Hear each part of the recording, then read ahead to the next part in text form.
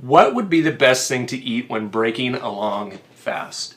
Now, again, this is a question that requires a little bit of a qualification. What is a long fast? For these purposes, I'm going to say a long fast is probably anything over 5 days. And the reason I'm going to qualify that is because at certain points during your fasting, your body's going to start turning off different processes. So, for instance, let's say that I don't eat for 2 weeks. Does my body need to be producing enzymes that break down proteins if I'm not consuming proteins? No, not really. So if I go for 2 weeks without eating meat, my body is going to instinctively shut down the processes that build those enzymes that break down protein as a way to conserve energy, my body doesn't need to produce as much bile or acid to break down foods that are not in my stomach. So there's a lot of processes that kind of get not shut off, but they dial way back if you're fasting for a long period of time. So what does that mean as you come out of a long fast?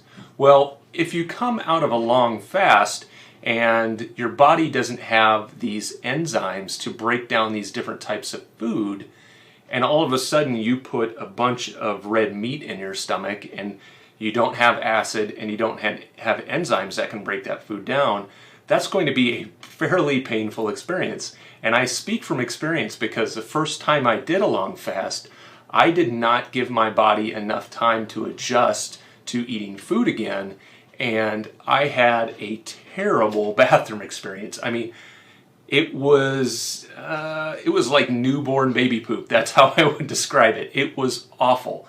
And this was after just my first fast the first fast I did was really like 54 hours, so a little over 2 days.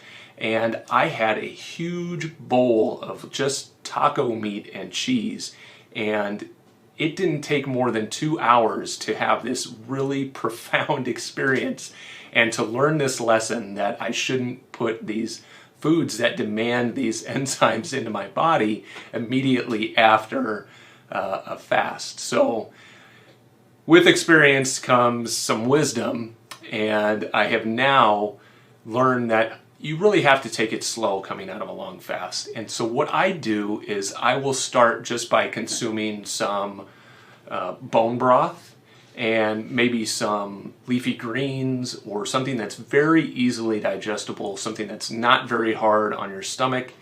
And I actually will eat every couple of hours after I come out of a fast, just to kind of tell my body, like, hey, food is going to be around again. Like, let's start making these enzymes again. Let's start making bile again so that I have something that can break down food. And then I do that for the first day after a fast, where I'm just eating very soft, gentle foods. And then the next day I pretty much am able to return to a normal keto diet, which I don't eat meat every single day, so I probably don't eat meat that second day after a fast anyways. I'm consuming things like eggs and Brussels sprouts and avocado and, just maybe some macadamia nuts and things like that are very high in fat and pretty easy for the body to break down. So that's how I would come out of a long fast, very gently, very methodically, and with the understanding that the body needs time to, when you start reintroducing different types of foods, to produce enzymes that are capable of breaking that down and to ramp up bile production and to have enough acid in your stomach to break those foods down.